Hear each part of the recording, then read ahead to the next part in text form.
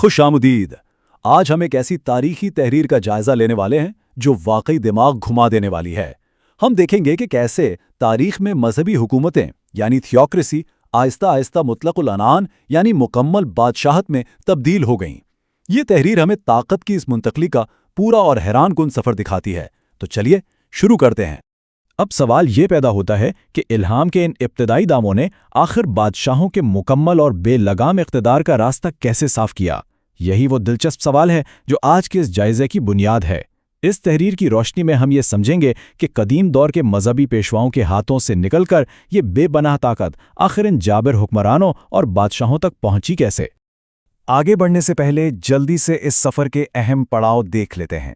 हम इसे 5 हिस्सों में समझेंगे। इब्तदाई थियोक्रेसी का आगाज़, फिर इल्हाम का तरीकाकार, उसका दीगर मज़ाहिब में फैलाव, बादशाहों का इस इलाही ताकत पर कब्ज़ा और आखिर में जुल्म व जबर का जवाज़। तो ठीक है, सबसे पहले बात करते हैं हिस्सा अव्वल की, इब्तदाई थियोक्रेसी का आगाज़। चलिए देखते हैं माखोज़ इस बारे में क्या बताता है। मुसन्निफ़ ये बताते हैं कि इब्तदाई दौर के सहीफ़ों में इबादात और पाकी के अहकामात तो बहुत ज़्यादा थे, लेकिन रोज़मर्रा तमद्दुनी और शहरी ज़िंदगी के हवाले से हिदायत महदूद थीं। इस खला को पुर करने के लिए उस वक्त के मज़हबी पेशवाओं को ये हक़ दे दिया गया कि जब भी कोई नई सूरत हाल पेश आए जिसका वाज़े हल मौजूद ना हो तो वो बराह रास्त खुदा की मर्ज़ी मालूम करके नया कानून बना लें। यहीं से दरअसल इस मखसूस निज़ाम की बुनियाद पड़ी। अब आते हैं अपने दूसरे हिस्से की तरफ जो वाकई बहुत हैरान कुन है, इल्हाम का तरीक़ाकार, यानी ये राब्ता आखिर होता कैसे था।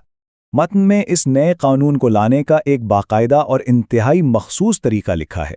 होता कुछ यूं था कि मजहबी रहनुमा खैमा इबादत में एक सोने से ढके ताबूत के पास जाकर बैठ जाते थे। फिर वो बाकायदा इंतज़ार करते थे। किस चीज़ का?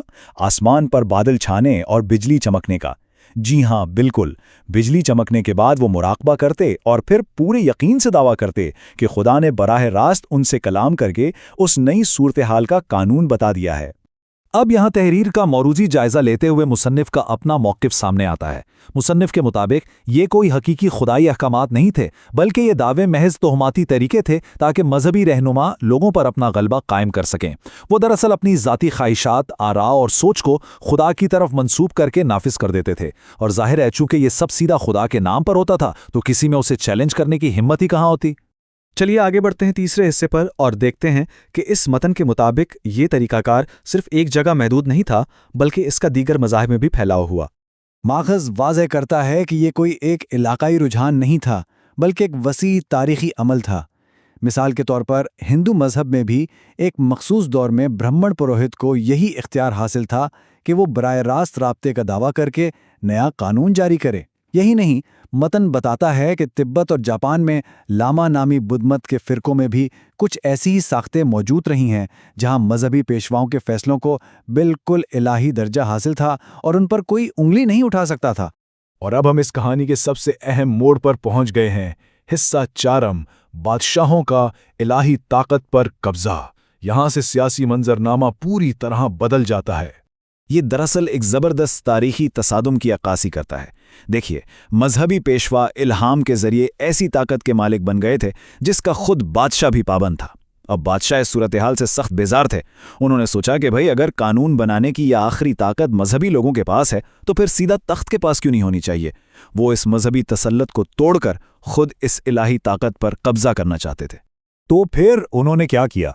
मतन बताता है कि बादशाहों ने बड़ी होशियारी से कुछ मखसूस मजहबी पेशवाओं के साथ गठजोड़ कर लिया और उसके नतीजे में एक नया इल्हाम मंजर आम पर लाया गया।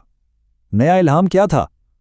यही कि अब ये मुकम्मल ताकत और हतमी इख्तियार पूरी तरह बादशाह को मुंतकिल कर दिया गया है। मतलब बादशाह ने उस खुदाई इख्तियार पर अपना ठप्पा लगवा लिया, और वो भी खुद मजहबी पेशवाओं के जरिए। जिसके बाद हम आते हैं इस जायजे के आखिरी और शायद सबसे संगीन हिस्से की तरफ, जुल्म व जबर का जवाज़।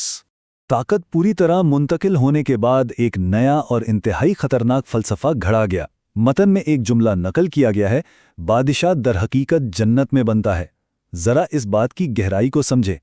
इस एक नज़रिए ने बादशाह को एक आम इंसान से उठाकर एक ऐसी आसमानी मखलूक बना दिया जो सीधा खुदा से ताकत लेकर ज़मीन पर हुक्मरानी करने आई है। इस तरह बादशाह को एक ऐसा नाकाबिले चैलेंज इलाही दर्जा मिल गया जिसने तारीख का धारा ही बदल दिया। اس الہی بادشاہت کے نتائج ظاہر ہے بہت بھیانک نکلے۔ متن واضح کرتا ہے کہ اس کا سیدھا سا مطلب یہ تھا کہ اب بادشاہ کی زبان سے نکلا ہر لفظ براہ راست خدائی قانون بن گیا۔ تمام شہریوں کے لیے حکم ماننا اب صرف قانونی نہیں بلکہ ایک سخت مذہبی فرض بن گیا، اور سب سے بڑی بات، اگر کوئی بغاوت کرتا تو اسے ریاست سے غداری سے بڑھ کر سیدھا خدا کی مرضی کے خلاف ایک عظیم گناہ قرار دیا گیا۔ ماخذ کے آخر میں اس بات پر روشنی ڈالی گئی ہے کہ اس سوچ نے لوگوں کو کس حد تک بے بس کر دیا تھا، یہاں تک کہ اگر کوئی بادشاہ انتہائی ظالم اور جابر بھی ہو تب بھی عوام سے یہی توقع کی جاتی تھی کہ وہ چپ چاپ بغیر کسی مزاحمت کے یہ سب برداشت کریں۔ کیوں؟ کیونکہ انہیں یہ سکھایا گیا تھا کہ یہ ظلم بھی خدا ہی کی مرضی کا حصہ ہے۔ اس پوری تحریر کا جائزہ لینے کے بعد ہمیں ایک بہت ہی اہم تاریخی سبق ملتا ہے۔ یہ مطالعہ صرف ماضی کا نہیں بلکہ ان طریقوں کو بے نقاب کرتا ہے جو اندھی تقلید اور جبر کو جائز قرار دینے کے لیے استعمال کیے گئے۔ جیسا کہ تحریر ہمیں سوچنے پر مجبور کرتی ہے، جب سیاسی حکمران کامیابی سے اپنی مرضی کو خدا کی حتمی مرضی کا روپ دے دیتے ہیں تو شہریوں کے بنیادی حقوق کے تحفظ کے لیے آخر کون بچتا ہے؟ یہ ایک ایسا چھپتا ہوا سوال ہے جو واقعی گہرے غور و فکر کی دعوت دیتا ہے۔